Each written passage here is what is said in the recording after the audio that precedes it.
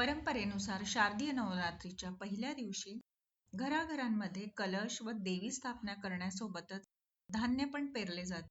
धान्याचे काय करायचे असते किंवा विसर्जन विधी, मंत्र, शुभ मुहूर्त कोणते आहे, हे सगळे आपण आजच्या व्हिडिओमध्ये जाणून घेणार आहोत. नमस्कार मैत्रिणींनो, श्री स्वामी समर्थ. तुमच्या सर्वांचे आपल्या चॅनलमध्ये खूप खूप स्वागत आहे. नवरात्रीमध्ये पेरलेल्या धान्यांपासून तुम्ही तुमचे भविष्य जाणून घेऊ शकतात. असे सांगतात की पेरलेले धान्य हे अर्धे पिवळे असले आणि अर्धे हिरवे असले तर येणारे वर्ष हे अर्धे चांगले असेल आणि बाकीचे राहिलेले अर्धे वर्ष हे ते थोडे कष्टदायक असू शकते. आणि जर धान्य हे पांढरे असेल किंवा खूप हिरवेगार असेल तर येणारे वर्ष हे खूपच चांगले असेल. आणि जर धान्य खूप पिवळे असेल आणि ते गळत असेल तर हा अशुभ संकेत आहे असे सांगतात. पण अशा वेळी आपल्याला घाबरायचे असे काही कारण नाही. अशा वेळी आपल्याला काय करायचं आहे तर देवीला प्रार्थना करायची आहे आणि जो ओम ऐं ह्रीं क्लीं चामुंडाय विचे हा देवीचा बीज मंत्र आहे, त्याचे आपल्याला 108 वेळा हा मंत्र म्हणून हवन करून घ्यायचे आहे. पेरलेले धान्य हे खूपच पवित्र असते.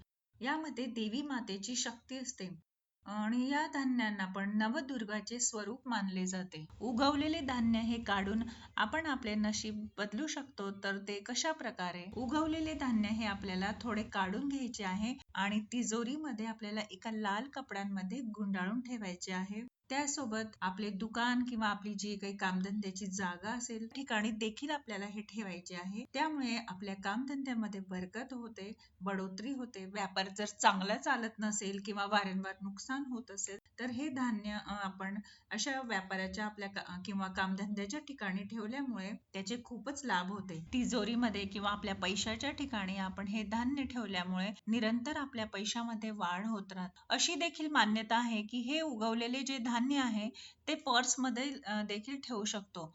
त्यामुळे आपल्या पर्समध्ये कधीही पैशांची कमी होत नाही. आणि इथे एक मी तुम्हाला गुप्त उपाय सांगत आहे.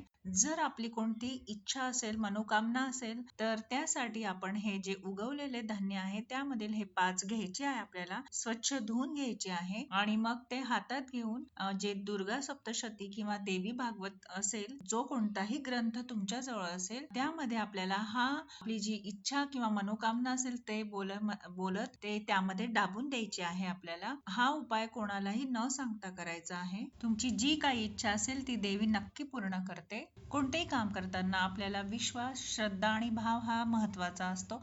तेव्हाच कोणतेही कार्य पूर्ण होण्यास मदत होते. आणि राहिलेले धान्य हे आपल्याला विसर्जन कसे करायचे आहे, त्याचा विसर्जन विधी तो कसा करायचा आहे, कोणता मंत्र आपल्याला बोलायचा आहे आणि त्या विसर्जन करण्याचा शुभ मुहूर्त कोणता असेल तो आपण आता जाणून घेऊया. पंचांगानुसार 23 ऑक्टोबर रोजी सोमवारी संध्याकाळी 5:45 पासून 24 ऑक्टोबर दुपारी 3:14 राहील आणि या दिवशी आपण धान्य विसर्जन करू शकतो. या दिवशी बुध आणि सूर्य हे दोन्ही तुला राशीमध्ये येत आहे आणि त्यामुळे बुधादित्य नावाचे राजयोग बनणार आहे. आणि त्या दिवशीचे विसर्जनाचे जे शुभ मुहूर्त आहे सकाळी 6:27 पासून ते 8:42 तसेच 11:48 पासून ते 12:33 मग दुपारचा मुहूर्त 12:05 पासून ते 1:30 आणि त्यासोबत 2:54 पासून तर संध्याकाळी 4:19 हा आपले शुभ मुहूर्त आहे विसर्जन करण्यासाठी. धान्याचे विसर्जन करताना धान्याच्या विसर्जनाचा विधी आणि ते करताना पुढील मंत्र बोलायचा आहे. 24 ऑक्टोबर सकाळी स्नान वगैरे झाल्यावर शुभ मुहूर्तामध्ये देवीची पूजा करायची आहे. देवीला गंध अक्षता वाहून फूल वाहून पूजा करून घ्यायची आहे आणि ही पूजा करत असताना आपल्याला हा मंत्र बोलायचा आहे. रूपम देही यशो देही भाग्यम भगवती देही मे पुत्रान देही धनम देही सर्वान कामाश्च देही मे महिषाग्नी महामाये चामुंडे मुंडमालिनी आयुरारोग्य ऐश्वर्यम देही देवी नमोस्तुते. हा मंत्र तुम्हाला मी डिस्क्रिप्शन बॉक्स मध्ये लिहून देते, त्यामुळे तुम्ही तिथे पाहून बोलू शकतात. उगवलेल्या धान्याची पण अशा प्रकारे पूजा करून ससम्मान आपल्याला नदी किंवा तलावाजवळ घेऊन जायचे आहे.